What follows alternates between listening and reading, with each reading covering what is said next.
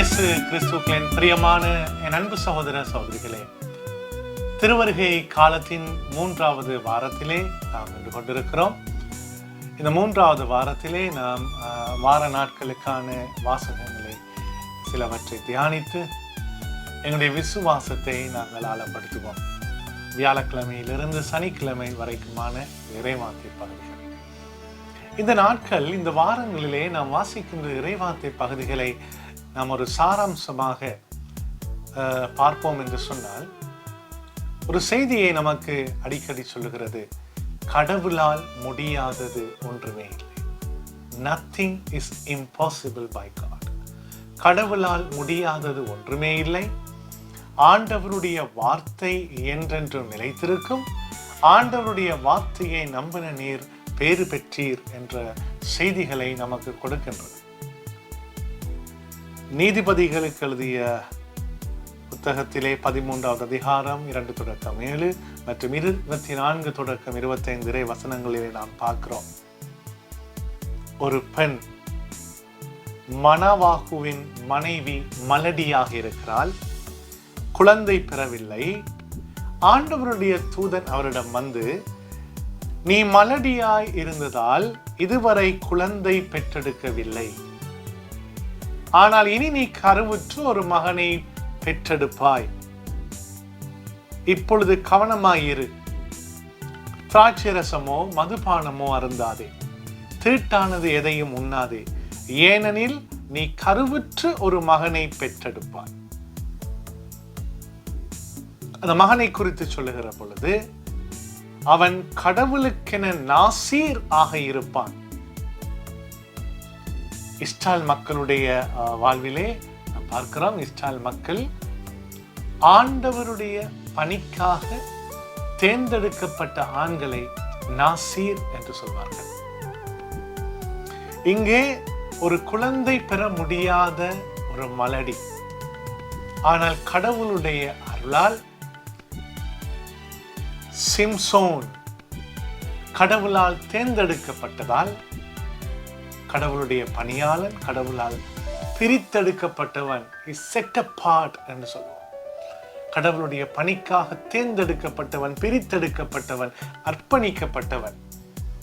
ஆகவே ஒரு மலடியினுடைய வயிற்றிலே இருந்து பிறக்கின்ற குழந்தை கடவுளுடைய ஒரு பணியாளனாக இருப்பதை இந்த வார்த்தையின் வழியாக நாம் பார்க்கக்கூடியதாக இருக்கிறது. தொடர்ந்து வருகிற இறைவார்த்தை பகுதிகள் கூட, லூக்கா நற்செய்தி 1ஆம் அதிகாரம் 5-25 வரையான இறைவார்த்தை பகுதியிலே திருமுழுக்கு யோவானுடைய பிறப்பை முன்னறிவிக்கின்ற செய்தியை நாம் பார்க்கிறோம். ஆண்டவருடைய திருக்கோவிலிலே பணியாற்றி கொண்டிருக்கின்ற சக்கரியா, அவருக்கு கடவுளுடைய வானதூதர் வந்து ஒரு செய்தி கொடுக்கின்றார். சக்கரியாவிடத்திலே அவருடைய மனைவி எலிசபெத் முதிர்ந்த வயதில் எலிசபெத் கருவுற இயலாதவராக இருந்தால் என்று ஆண்டவருடைய வார்த்தை சொல்லுது. அவர்களுக்கு பிள்ளை இல்லை, ஏனெனில் எலிசபெத் கருவுற முடியாதவளாக இருந்தார், ஒரு மலடியாக இருந்தார். ஆனா வானதூதர் அவர்களை நோக்கி, சக்கரியா அஞ்சாதீர், உமது மன்றாட்டு கேட்கப்பட்டது. உம் மனைவி எலிசபெத் உமக்கு ஒரு மகனை பெற்றெடுப்பார். அவருக்கு யோவான் என பெயரிடுவீர். நீர் மகிழ்ந்து பேரு வகை கொள்ளுவீர். அவரது பிறப்பால் பலரும் மகிழ்ச்சி அடைவர். ஆண்டவரின் பார்வையில் அவர் பெரியவராக இருப்பார். இப்படியான வாழ்த்து செய்திகள் இங்கே வருகிறதை நாம் பார்க்கிறோம். குழந்தை பெற முடியாத நிலையில் எலிசபெத் மலடியாக இருக்கிறாள். ஆனால் ஆண்டவருடைய வார்த்தை அவருடைய தூதன் வழியாக வருகிறது: நீ ஒரு குழந்தையை பெற்றெடுப்பாய், உன் மன்றாட்டு கேட்கப்பட்டது என்று சொல்லி. பிரியமான அன்பு சகோதரங்களே, இந்த வாழ்த்து செய்தியை சக்கரியா கேட்கின்ற பொழுது என்ன நடக்கிறது? இது நடைபெறும் என்று எனக்கு எப்படி தெரியும்? நான் வயதானவன், அதுபோல என் மனைவியும் வயது முயர்ந்தவராயிற்றே. ஒரு கேள்வி கேட்கிறார். ஆண்டவருடைய அந்த வாக்குறுதியிலே ஒரு சந்தேகம் வருகிறது. என்ன, நாங்கள் வயது பயிற்றது எங்களால் முடியாதேனே, இது எப்படி, how it is possible, இது எப்படி முடியும்? அப்பொழுது வானதூதர் சொல்லுகிறார், நான் கபிரியேல், கடவுள் முன் நிற்பவர், உம்மோடு பேசவும் இந்த நற்செய்தியை உமக்கு அறிவிக்கவும் அனுப்பப்பட்டேன். இதோ பாரும், உரிய காலத்திலே நிறைவேற இருக்கும் என்னுடைய வார்த்தையை நீ நம்பவில்லை. ஆதலால் அவை நிறைவேறும் வரை நீ பேச்சற்றவனாக இருப்பார். உம்மால் பேசவே இயலாது என்று சொல்லுகிறார். பிரியமான அன்பு சகோதரங்களே, கடவுளுடைய வார்த்தை நிச்சயம் நிறைவேறும். எபிரேயர் 11:11 சொல்கிறது, வாக்குரைத்தவர் நம்பிக்கைக்குரியவர். எண்ணிக்கை 23:19, பொய் சொல்ல நான் மனிதன் அல்ல, மனதை மாற்றும் மனித பிறவி அல்ல. நான் சொல்லுகிறதை செய்யாமல் இருப்பேனோ, நான் உரைத்ததை நிறைவேற்ற மறுப்பேனோ. ஆண்டவர் என்று சொன்னால் அது நடைபெறும். ஆகவே அதை நாங்கள் நம்ப வேண்டும். ஆண்டவருடைய வார்த்தையிலே நம்பிக்கை கொண்டு நாம் செயல்படுத்த வேண்டும்.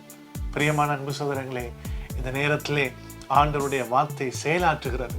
அது வரைக்கும் செக்கரியாவினால் ஒரு இடைநிறுத்தமாக கொஞ்ச நாட்களுக்கு அவரால் பேச முடியாமல் இருக்கிறது. ஆனால் அந்த வார்த்தை நிறைவேறுகிற பொழுது அதற்கு பின் அவர் மனைவி எலிசபெத் கருவுற்று 5 மாதம் அளவும் பிறர் கண்ணில் படாதிருந்தால் அவர் கருவுறுகிறார். அவனுடைய வார்த்தை நிறைவேறுகிறது. அப்பொழுது எலிசபெத் சொல்லுகிறார், இந்த மக்களுக்குள் எனக்கு இருந்த இகழ்ச்சியை நீக்க ஆண்டவர் என் மீது அருள் கூர்ந்து இந்நாளில் இவ்வாறு செய்தருளினார்.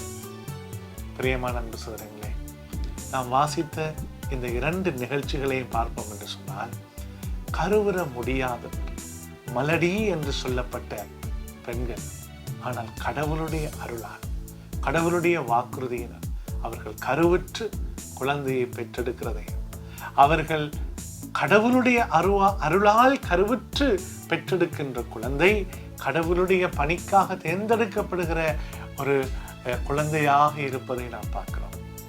நம்முடைய அன்றாட வாழ்விலே அநேக பேர் குழந்தை பாக்கியத்துக்காக ஜெபிக்கிறதை நான் பார்க்கிறேன்.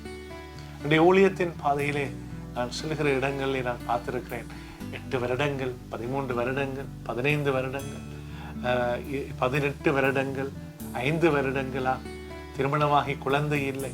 ஆனால் தியானங்களை கலந்து கொண்டு அவர்கள் குழந்தை பாக்கியத்தை பெற்று சாட்சி சொன்னதையும், சில நேரத்திலே அவர்கள் குழந்தை பாக்கியம் இல்லா வருவார்கள், ஆனால் ஆண்டவருடைய அருளால் அவர்களுக்கு அந்த குழந்தை பாக்கியம் கிடைக்கும். மீண்டுமாக அந்த ஆலயத்துக்கு தியானம் வைக்க போற நேரம் அவருடைய கரத்திலே அவர்கள் ஒரு குழந்தையை தூக்கி கொண்டு வருகிறதை நாம் பார்ப்போம். அப்பொழுது ஒரு மகிழ்ச்சியாக இருக்கும். ஆண்டவருடைய வாக்குறுதி நிறைவேறிக்கிறது, ஆண்டவருடைய அருள் அந்த குடும்பங்கள் மீது வந்திருக்கிறது என்று அதை பார்க்கின்ற போது ஒரு மகிழ்ச்சியாக இருக்கும். பிரியமான அன்பு சகோதரங்களே, இந்த இப்படிப்பட்ட சூழ்நிலைகளை நீங்கள் யாராவது செல்லுவீர்கள் என்று சொன்னால், இந்த வார்த்தைகளை நாங்கள் பார்க்கிறது போல இந்த வார்த்தையை சொல்லி நீங்கள் ஜெபிக்க வேண்டும். கடவுளால் முடியாதது ஒன்றுமே இல்லை. கடவுளால் முடியாதது ஒன்றுமே இல்லை. ஆண்டவரால் எல்லாம் ஆகும். ஆண்டவரால் எல்லாம் ஆகும். லூக்கா நற்செய்தி 1:37. கடவுளால் முடியாதது ஒன்றுமே இல்லை. பிரியமான அன்பு சகோதரங்களே, எசாயா 7:10-14 இறை வார்த்தைகளை நாம் பார்க்கிறோம். இதோ ஒரு கன்னி பெண் கருவுற்று ஒரு ஆண்மகனை பெற்றெடுப்பார். அக்குழந்தைக்கு அவர் இம்மானுவேல் என்று பெயரிடுவார். இயேசு கிறிஸ்துவனுடைய பிறப்பை குறித்த ஒரு முன் அறிவிப்பாக, ஒரு இறை வாக்காக வருகிறது. ஒரு கன்னி கருவுருவார். ஒரு கன்னி கருவுற்று ஒரு மகனை பெற்றெடுப்பார். அவர் இம்மானுவேல். திருமணமாகாமல் கணவனோடு கூடி வாழாமல் ஒரு கன்னி கருவுற்று ஒரு மகனை பெற்றெடுப்பார். அவர் இறைமகன் எனப்படுவார், இம்மானுவேல் எனப்படுவார். அந்த அருள் நிலைக்கு தகுதி பெற்றவர், அழைக்கப்பட்டவர் அன்னை மரியா. அதனால தான் இந்த நாட்கள் வாசகங்கள் லூக்கா நற்செய்தி 1:26-28 ஆண்டவருடைய வார்த்தை அவர்களை தேடி வருகிறதை பார்க்கிறோம். அருள் மிக பெற்றவளே வாழ்க, நீ மகிழ்ச்சியாயிரு. வாழ்க என்றால் மகிழ்ச்சியாயிரு. செப்பனியா 3:14 சொல்கிறது, நீங்கள் மகிழ்ந்து கலிகூறுங்கள். வாழ்க, மகிழ்ந்து கலிகூறுங்கள். சக்கரியா 9:9 மகளே எருசலேமே நீ ஆர்ப்பரி, நீ மகிழ்ந்து கலிகூறு. அன்னை மரியாளை தேடி வந்த வாழ்த்து செய்தி உனக்கு ஒரு மகிழ்ச்சியூட்டும் செய்தி. ரிஜாய்ஸ், மரியே வாழ்க, ஏனென்றால் ஆண்டவர் உம்மோடு இருக்கிறார். இது எத்தகைய ஒரு வாழ்த்தாக இருக்கும். அஞ்சு கலங்கி அன்னை மரியா கேட்கிறார், நான் கணவனை அறியேன். கபிரியேல் தூதர் சொல்லுகிறார், பரிசுத்த ஆவியானவர் உங்கள் மீது வருவார், உன்னத கடவுளுடைய வல்லமை உங்கள் மீது வந்து நிற்க வேண்டும். பிரியமான அன்பு சகோதரங்களே, நாம் வாசித்த இதற்கு முன்பதாக வாசித்த இறைவார்த்தை பகுதியில் சொல்கிறதே, அவள் மலடியாக இருந்தால் கருவுற முடியாத நிலையில் இருந்தார்கள். அப்பொழுது ஆண்டவருடைய அருள் அவர்களை தேடி வந்தது, அவர்கள் கருவுற்றார்கள் என்று சொல்லி நாம் பார்க்கிறோம். இது எப்படி முடியும்? நம்முடைய சாதாரண வாழ்க்கையில பார்க்கிற பொழுது இது முடியாது. ஆனா கடவுளுடைய அசாதாரண வல்லமையினால், by the supernatural power of God, பரிசுத்த ஆவியானவர் உன் மீது வருவார். உன்னத கடவுளுடைய வல்லமை உன் மீது நின்றிடும். This is by the supernatural power of God, by the Spirit of God. அவர் வருகிற பொழுது முடியாதவைகள் முடியுமாய் மாறும்.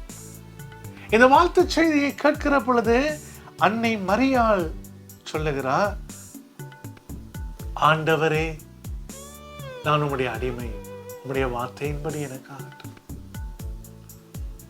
அங்கே சக்கரியா கேள்வி கேட்கிறார், இது எப்படி நடக்கும்? ஏன்னா நான் வயது முதிர்ந்தவன். How it is possible? இங்கே ஒரு சந்தர்ப்பம், அன்னை மரியாள் இடத்திலே அவள் கணவனை அறியாதவள், இது எப்படி நடக்கும்? ஆனால் கபிரியேல் தூதர் சொல்கிறார், தூய ஆவியானவரால் முடியும். அப்பொழுது அன்னை மரியாள் அந்த வார்த்தைக்கு, இறை சித்தத்துக்கு தன்னை அர்ப்பணிக்கிறார். கபிரியேல் தூதர் சொல்லுகிறார், கருவுற முடியாத எலிசபெத்துக்கு முதிர்ந்த வயதில் அவள் கருவுற்றிருக்கிறாள். இது அவளுக்கு 6வது மாதம். அவை கடவுளால் முடியாத ஒன்றுமே இல்லை. அன்னை மரியாள் கடவுளுடைய வார்த்தையிலே நம்பிக்கை வைக்கிறார். அதனால்தான் நாம் தொடர்ந்து வருகிற இன்னும் ஒரு இறைவார்த்தை பகுதி, சனிக்கிழமையில வாசிக்கிற இறைவார்த்தை பகுதியிலே பார்க்கிறோம். லூக்கா 1:39-45. எலிசபெத் அம்மாளே யூதேயா மலைநாட்டுக்கு நடந்து போய் சென்று அன்னை மரியாள் அவளுக்கு பணிவிடை செய்கிறார். அந்த நேரத்தில் அன்னை மரியாளுடைய வருகையை கண்டு அவருடைய வாழ்த்துதலை கேட்டு எலிசபெத் பரிசுத்த ஆவியிலே முற்றும் முழுதாக நிரம்புவதை நாம் பார்க்கிறோம். முழுமையாக தூய ஆவியிலே எலிசபெத் அம்மாள் நிரம்புகிறார். அந்த நேரத்திலே இப்பொழுது பரிசுத்த ஆவியானவர், மூவரு கடவுளிலே ஒருவர், தந்தை மகன் தூய ஆவி என்று சொல்லுகிறோம். ஆகவே கடவுள், அவருடைய இறை பிரசன்னம் எலிசபெத் அம்மாளை முழுமையாக ஆளுகை செய்கிறது. ஆகவே இப்பொழுது எலிசபெத் அம்மாள் பேசுகின்ற செய்தி அது கடவுளுடைய செய்தி. எலிசபெத் அம்மாள் சொல்லுகிறார், பெண்களுக்குள் நீர் ஆசி பெற்றவர், உன் வயிற்றில் வளரும் குழந்தையும் ஆசி பெற்றது. என் ஆண்டவரின் தாய் என்னிடம் வர நான் யார்? என் ஆண்டவரின் தாய் என்னிடம் வர நான் யார்? அன்னை மரியாளை சில நேரத்திலே கிறிஸ்துவின் தாய் என்று ஏற்றுக்கொள்ளுகிறவர்கள் ஆண்டவரின், கடவுளின் தாய் என்பதை ஏற்றுக்கொள்வதில்லை. கத்தோலிக்க திருச்சபை நமக்கு சொல்லுகிறது, ஒவ்வொரு வருடமும் 1வது திகதி 1வது மாதம் நியூ டே அன்று வாசிக்கின்ற இறைவார்த்தை பகுதியிலே அன்னை மரியாள் இறைவனின் தாய் என்று திருச்சபை கொண்டிருக்கிறது. ஏன்? இது மனிதர்கள் சொன்னதா? வெறுமனை திருச்சபை சொன்னதா? தூய ஆவியானவர் சொன்ன வார்த்தை. தூய ஆவியானவர் சொல்லுகிறார், என் ஆண்டவரின் ஆவி, என் ஆண்டவரின் தாய், என் ஆண்டவரின் தாய் என்னிடம் வர நான் யார்? எலிசபெத் அம்மா சொல்ற, அதுக்கு காரணம் ஆண்டவர் உமக்கு சொன்னவை நிறைவேறும் என்று நம்பின நீர் பேறு பெற்றவள். அன்னை மரியாள் பேறு பெற்றது கடவுளுடைய வார்த்தையோடு என்றும் நிலைத்திருப்பதால். அதனாலதான் ஒரு சூழ்நிலை வருகிறது, இயேசுவிடத்தில் வந்து சொல்லுகிறார்கள், உம்முடைய தாய் வந்திருக்கிறார் என்று. யார் என் தாய், யார் என் சகோதரர்? இயேசு சொல்லுகிறார், என் வார்த்தையை கேட்டதன்படி நடப்பவர்கள். அன்னை மரியாள் ஆண்டவருடைய வார்த்தையை கேட்டதன்படி நடந்தார், அதை நம்பினான், அதனால் அவள் பேறு பெற்றவள். இயேசுவின் தாய், ஆனால் அதை விட அவள் கடவுளுடைய வார்த்தைக்கு தன்னை அர்ப்பணித்தாள். அந்த வார்த்தையே உள்வாங்கினார். அவள் கருவுற்றாள். அன்னை மரியாளை போல நாங்கள் கருவுற்று இயேசுவை பெற்றெடுக்க முடியாது. ஆனால் அவள் உள்ளத்துக்குள்ளே அந்த வார்த்தையே அசைவு போட்டால், அந்த வார்த்தையின் ஊடாக அவள் உள்ளத்திலும் கருவுற்றாள். உடலில் மட்டுமல்ல, அந்த உள்ளத்தினால் கருவுறுகிற அந்த நிலையை நாம் ஒவ்வொருவரும் பெற்றுக்கொள்ளலாம். ஏனென்றால் பரிசுத்த ஆவியானவர் நம் எல்லோர் மீதும் பொழியப்படுகிறார். ஆகவே இந்த நாளிலே இந்த வார்த்தைகள் வழியாக ஆண்டவர் நம்மளோடு பேசுவது, உங்கள் நம்பிக்கையை இழக்காதீர்கள். அவனுடைய வார்த்தையை நம்புங்க. ஆண்டவர் செய்தியை நம்புங்கள். கடவுளால் முடியாதது ஒன்றுமே இல்லை. என்னால் முடியாதது உங்களுக்கு ஒன்றுமே இல்லை. என்னை நம்புகிறவர்களுக்கு அனைத்துமே ஆகும் என்று சொல்லி ஆண்டவர் சொல்லுகிறார். ஒரு கணம் கண்களை மூடி உங்களுடைய மனநிலைகள், உங்களுடைய ஏக்கங்கள் எல்லாவற்றையும் ஆண்டவருக்கு ஒப்புக் கொடுங்க. விசேஷமாக குழந்தை பாக்கியத்துக்காக பல ஆண்டுகளாக, வருடங்களாக, மாதங்களாக காத்திருந்து ஜெபித்து கொண்டு அதற்காக காத்திருக்கிறோம், நம்பிக்கை தளராமல் இருக்கிறோம் என்கிறவர்கள் இந்த நேரத்தில் இந்த வார்த்தையின் ஊடாக உங்களை ஒப்புக் கொடுங்கள். இந்த வார்த்தையின் ஊடாக உங்களை ஒப்புக் கொடுங்கள். ஆண்டவர் உங்கள் வாழ்விலை அற்புதங்களை செய்வார் என்று நம்புங்கள். அவரால் முடியாதது ஒன்றுமே இல்லை. மகா தயவும் இரக்கமும் மிகுந்த எங்கள் நல்ல தகப்பனே, என்னோடு இணைந்து ஜெபித்துக் கொண்டிருக்கிற ஒவ்வொரு சகோதர சகோதரிகளை உடைய பாதத்திலே அர்ப்பணிக்கிறேன், ஒப்புக் கொடுக்கிறேன். விசேஷமாக குழந்தை பாக்கியத்துக்காக காத்திருக்கின்ற ஒவ்வொரு தம்பதியினரையும் உம்முடைய கரத்திலே அர்ப்பணித்து ஜெபிக்கிறேன். ஆண்டவரே, அன்னாளுக்கு உதவி செய்தீர், எலிசபெத் அம்மாளுக்கு உதவி செய்தீர். அதே போல இவர்களுக்கு உதவி செய்ய நீர் போதுமானவராயிருக்கிறேன். சியோனில் நின்று நான் துணை செய்வேன் என்று சொன்னேன். ஆண்டவரே, உம்மால் முடியாதது ஒன்றுமே இல்லை. இவர்களின் கற்பத்தின் கனிகளை நீர் ஆசீர்வதிக்க வாரும். ஆண்டவரே, மலட்டு தன்மைகள் எல்லாம் கருவுற முடியும் என்கின்ற நிலைக்குள்ளே உம்முடைய இயற்கைக்கு அப்பாற்பட்ட வல்லமையாம் தூய ஆவியின் வல்லமையை பொழிந்து உம்முடைய வாக்குறுதிகளை நிறைவேற்று உள்ளத்தில் மகிழ்ச்சியை கொடுத்துள்ளோம். பிறக்கப் போகிற இந்த கிறிஸ்துமஸ் மெய்யாகவே உன்னுடைய குடும்பத்திலும் மழலை குரலின் மகிழ்ச்சியின் சத்தங்களை கேட்கட்டும். ஆண்டவரே, சீயோன் மகளே ஆர்ப்பரி, மகிழ்ச்சி கொள், வாழ்க, அகமகிழ்க என்று சொன்ன இந்த வார்த்தைகள் இவருடைய வாழ்விலும் வல்லமையோடு உயிருள்ளதாய் இறங்கி வரட்டும். இந்த செபங்களை நம் ஆண்டவராய் இயேசுவின் வல்லமை மிக்க பேராலே செபிக்கிறேன். செபம் கேளுங்கள் நல்ல பிதாவே, ஆமென். ஆமா தாயே, இரக்கத்தின் தாயே, உம்முடைய பரிந்துரை ஆண்டவர் இயேசுவின் வல்லமையை நிறைவாக எங்களுக்கு பெற்றுத் தரட்டும். வாழ்க மரியே, வாழ்க மரியே. God bless you.